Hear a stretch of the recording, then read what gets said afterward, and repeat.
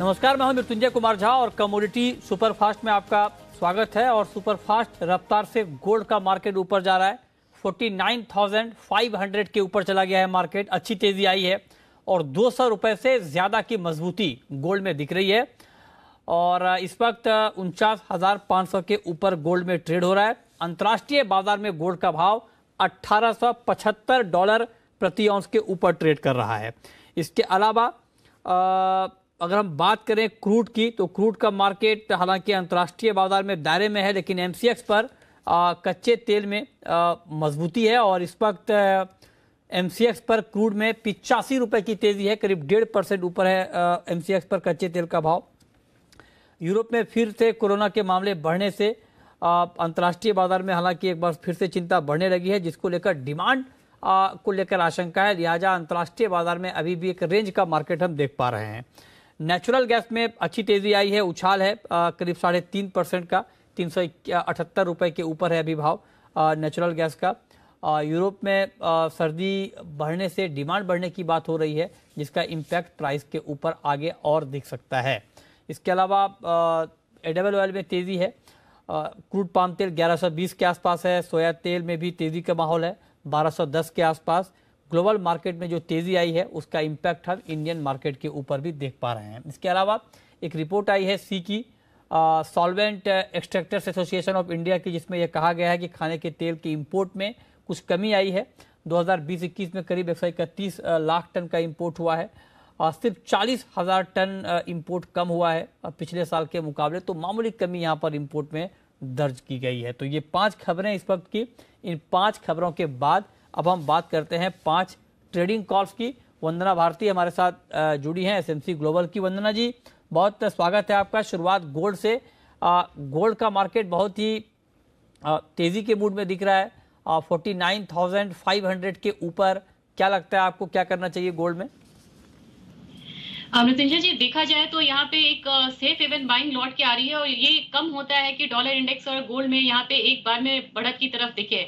तो मेरे ख्याल से इक्विटी मार्केट में थोड़ी सी जो पॉज आ रही है, थोड़ा सा जो पॉज है उसका यहाँ पे बेनिफिट मिलता हुआ दिख रहा है बुलियन काउंटर को। और यहाँ पे मुझे लग रहा है कि रैली थोड़ी सी यहाँ पे तेजी और दिखा सकती है।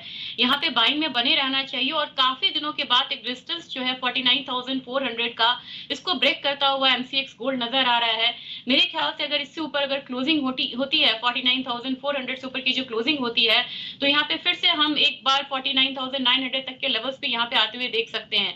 लेकिन यहाँ पे कॉल जो इनिशिएट करना है, यहाँ पे बाइंग करनी है 49,450 के लेवल पे।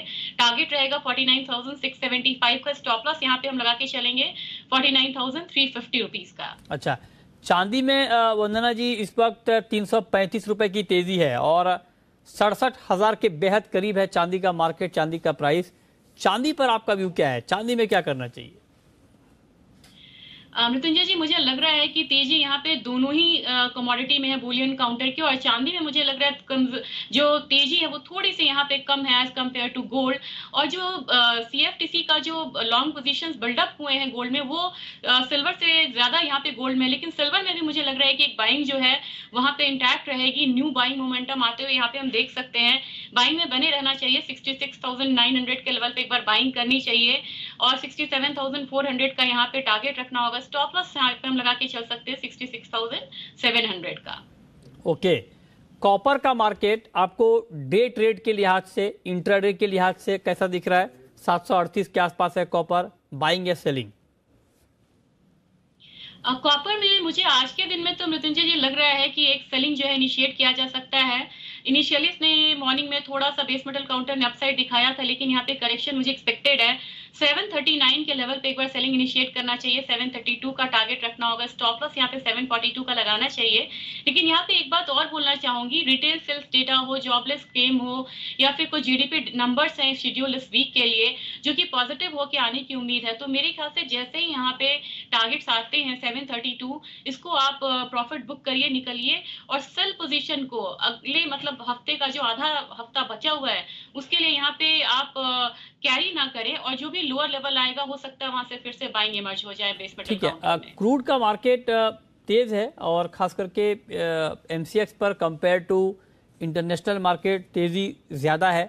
क्या ये तेजी आपको टिकाऊ लग रही है 6000 के ऊपर मार्केट टिकने की कितनी गुंजाइश है, और आपके हिसाब से इस लेवल पे करंट मार्केट प्राइस पर क्या ट्रेड बनता है?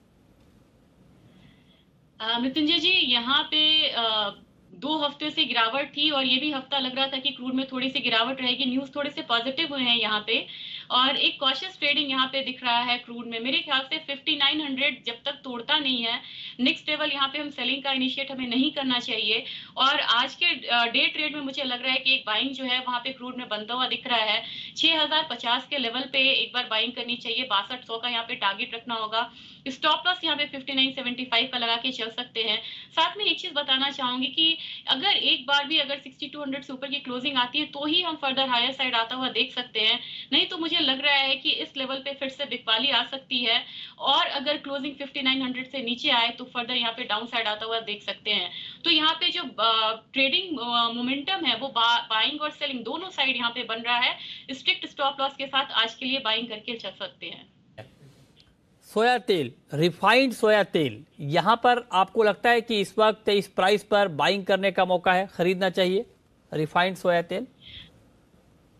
जी, सोयाबीन में तेजी काफी आई थी और उसको मुझे लग रहा है कि यहाँ पे रिफ्लेक्ट कर रहा है रिफाइंड सोया ऑयल में भी।